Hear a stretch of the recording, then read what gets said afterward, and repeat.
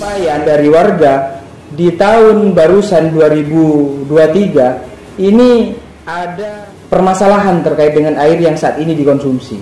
Air yang saat ini dikonsumsi itu ada dampak yang sudah asin.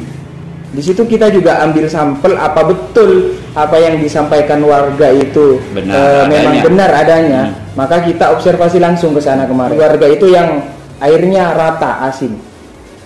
Yang rata asin itu mayoritas dekatnya sama tambak. Yang awalnya memang normal, pada akhirnya setelah beberapa bulan yang lalu itu airnya mengalami asin. Bahkan disiram ke tanamannya yang mati gitu. Membuat gerakan pun terakhir ketika kita suara secara tertulis atau secara lisan tidak didengarkan, maka kita aksi. Itu langkah terakhir. Mau melakukan demonstrasi. Assalamualaikum warahmatullahi wabarakatuh. Waalaikumsalam warahmatullahi wabarakatuh. Dengan Mas siapa? Saya Mas Febri, Mas Aka. Ini Mas Febri ini di LBH Keadilan Nasional ya? Iya benar. Kebetulan saya kemarin itu dari LBH ini mendapat pengaduan dari warga Desa Tanjung Kamal berkaitan dengan adanya permasalahan warga di situ. Permasalahan warga dengan PT Lancar Jaya di situ, tambak di situ, Mas. Ya. Awal memang sudah disampaikan oleh sebelum adanya pengelolaan itu, tambak itu sudah disampaikan bahwa yang mempunyai pengelolaan tambak itu akan memberikan fasilitas terkait dengan apa yang dikeluhkan oleh warga. Ketika itu ada dampak dari tambak yang dikelolanya. Misalkan ada kayak lampu terus dan lain-lain, kurang penerangan, itu siap dari pihak tambak. Awal seperti itu. Hanya tidak tertulis secara lisan saja dulu disampaikan kepada warga. Itu pengaduan dari warga. Oke. Ini dalam hal pengaduan di lingkungan sekitar tambak Desa Tanjung Kamal ya. Tepatnya di mana itu? Kalau tepatnya pas belokan jalan ke Blumbang itu Tanjung Kamal Timur masuknya. Masuk Tanjung Kamal Timur. Berarti Kecamatan Mangaran ya? Kecamatannya Mangaran, betul. Oke, dalam hal ini keluhan masyarakat atau pengaduan masyarakat ke LBH Keadilan Nasional ini apa saja sih yang dikeluhkan? Artinya tambak ini tahun berapa juga ketika ini beroperasi? Kepada masyarakat juga kok sampai ada masyarakat itu mengeluh gitu loh. Baik. Itu yang disampaikan pengaduan warga kepada saya. Kenapa mulai dari historis awal itu sebelum adanya berdiri yang namanya PT Tambak itu Lancar Jaya, itu kondisi air yang berada di warga itu yang setiap harinya dikonsumsi itu minum terus buat mandi itu normal-normal saja. Hanya ketika pada waktu pengelolaan PT itu di tahun 2020 atau 2021 kalau tidak salah yang warga artinya beroperasinya 2021-an ya. Sudah hampir 3 tahunan lebih seperti itu. Itu ada penyampaian dari warga di tahun barusan 2023 ini ada permasalahan terkait dengan air yang saat ini dikonsumsi. Air yang saat ini dikonsumsi itu ada dampak yang sudah asin. Di situ kita juga ambil sampel apa betul apa yang disampaikan warga itu memang benar adanya. Maka kita observasi langsung ke sana kemarin. Di situ juga ada buktinya. Kita ambil sampel dari beberapa warga di situ itu banyak. Ada sekitar 4 atau sekitar 7 lokasi yang kita datangi. Di sumur warga itu ya? Iya, di warga itu yang airnya rata asin. Yang rata asin itu mayoritas dekatnya sama tambak. Dekatnya sama tambak itu. Yang awalnya memang normal, pada akhirnya setelah beberapa bulan yang lalu itu airnya mengalami asin. Bahkan disiram ke tanamannya yang mati gitu. Artinya memang terdampak gitu ya? Terdampak. Di lingkungan. Ada berapa kakak sih Mas? Gitu loh. Kalau kakaknya di situ di timur jalan sekitar 4 berapa. Makanya warga kemarin mengadukan kepada kita itu tidak minta banyak, tapi minta bagi yang terdampak saja. Di situ kalau dihitung kemarin ada 8 titik Maksudnya 8 titik dibuat apa itu? 8 titik itu warga minta ke kita untuk dibuatkan bor artesis. Artinya bor artesis itu bor yang sangat dalam sehingga tidak ada dampak lagi air di situ asin begitu. Jadi minta pertanggungjawaban kepada tambak, pihak tambak, direspon, awalnya direspon, hanya diberi waktu saja.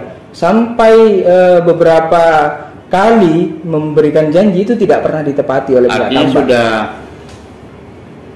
LBH Keadilan Nasional ini di pihak tambak ini sudah bertemu gitu ya? Awalnya sebelum bertemu kita kan dari warga dapat kuasa, kita langsung mengajukan somasi, melakukan somasi ke pihak tambak. Ada tidak itikat baik terkait dengan penyelesaian antar warga ini? Karena dampak lingkungannya memang sama warga, mau tidak mau itu harus diakui kebenarannya kan begitu. Jadi ketika memberikan kuasa kepada kita somasi pihak PT di sana, pihak PT tambak di situ. Nah, setelah itu dapat keesokan harinya ada respon, nelpon kepada kita, ngajak ketemu di luar untuk membicarakan perihal ini. Nah, solusinya apa itu, Mas? Nah, setelah dibicarakan itu ada beberapa solusi yang ditawarkan oleh pihak tambak di sana. Dia ingin memberikan 1 tandon. Terus kalau cuma 1 tandon, saya rasa tidak realistis untuk pendistribusian kepada banyak orang di situ. Jadi kita kembalikan ke warga dulu. Jadi pada waktu pertemuan pertama itu di luar sama pihak tambak kita tetap meminta untuk kesepakatan warga. Nah, jadi 8 titik ini, 8 titik artesis ya maksudnya. 8 titik artesis. Setelah itu kita sampaikan ke warga dengan yang disampaikan oleh tambak yang cuma 1 tandon, itu warga tidak sepakat dan tidak menyetujui. Karena apa? Karena pendistribusiannya itu tidak efektif. Artinya jadi tidak warga memenuhi justru ya. Iya. Warga itu tetap meminta 8 titik sesuai dengan yang terdampak begitu. 8 titik itu sebuah bor ya, artesis ya. Bor artesis. Itu apakah bisa untuk menetralisir, Mas, gitu loh. Makanya untuk menetralisir memang itu sudah dipikirkan oleh warga.